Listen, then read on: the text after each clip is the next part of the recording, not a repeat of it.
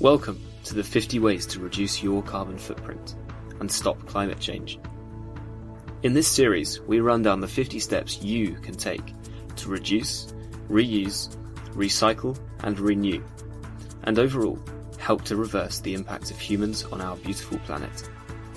In this video, we look at eating smart and reducing our meat and dairy food intake, and possibly swapping your greasy chicken wing for some delicious vegetables like Leo here. So first of all, what is the problem? Meat is delicious, right? Cheese is delicious, right? Protein is key to a healthy diet, and having meat once a day is healthy and makes you stronger, right? It certainly hasn't done Leo or Lucy any harm. Well, did you know that food production accounts for 1/4 of the world's greenhouse gas emissions and takes up half of the planet's habitable surface? The ratio of animals raised for meat consumption to wildlife is a staggering 15-1. Now, the meat and dairy industry alone accounts for around 15% of global greenhouse emissions. Data shows that beef has by far the highest footprint of all, at almost double that of lamb in second. And cheese in third place, far, far ahead of other meats and certainly veg.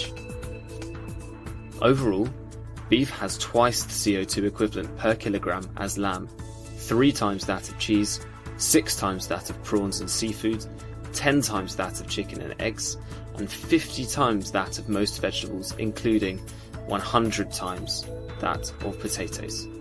Wow. This is partly because of the way cows and sheep process their own food. The grass they eat has to be broken down, and in the process they also produce a lot of methane. Well, that they let out as air, shall we say. This methane is estimated to be 30 times worse for the atmosphere than CO2 over a 100-year period. Raising cows in particular also means cutting down forests and trees, and deforestation causes around 8% of greenhouse gas emissions due to the release of carbon. Cows also need to be fed and watered, and providing enough food and water for an estimated 1 billion cows takes a lot of energy.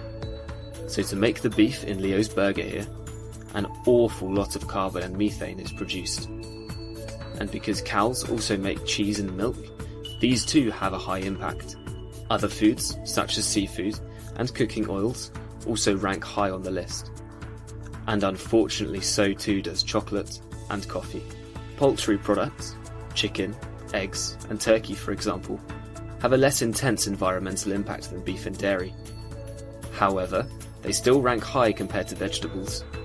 Overall, farming any animals on an industrial scale is very damaging. And also, this is the sort of farming that can lead to extreme cruelty to animals as well. So, what can I do about it? Like with all of the steps in this series, it is not about completely removing meat from your life, unless you want to or feel able to. It is more about reducing your consumption. Now, this might be having a meat-free day, going meat-free during the week, or trying a meat-free month, like Leo. He's cooking a delicious mushroom ragu for Lucy today. This may also simply involve cutting out beef entirely, and eating other forms of meat.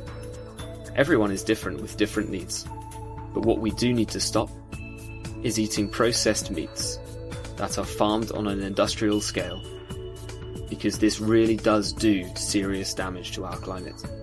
So look for the organic labels, or buy from a local butcher where possible. By far the easiest rule to follow, however, is simply eat more vegetables instead. Make a mushroom ragu like Leo and Lucy. Look how happy they both are. There are lots of cool recipes around, and veg-based food can lower the carbon footprint of a meal by anywhere between 10 and 50 times when compared to a meat-based meal. Finally, eating more vegetables is generally healthier for you, as too much red meat, and especially processed meats, can lead to severe, life-threatening illnesses and diseases that do damage to your body that you don't necessarily see until you are older. If you are worried about protein intake, meats can easily be replaced by beans, broccoli, potatoes and spinach that are all high-protein vegetables, as well as many, many more. And all of this, overall, saves you money.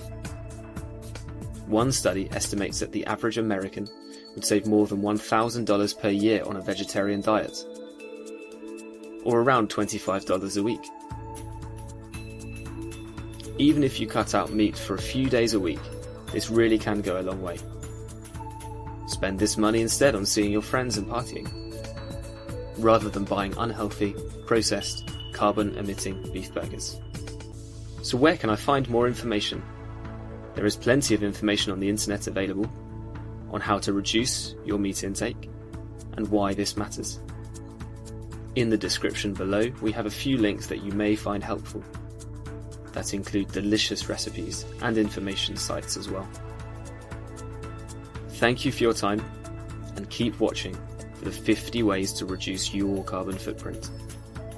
We do need to ask one more favour of you, however.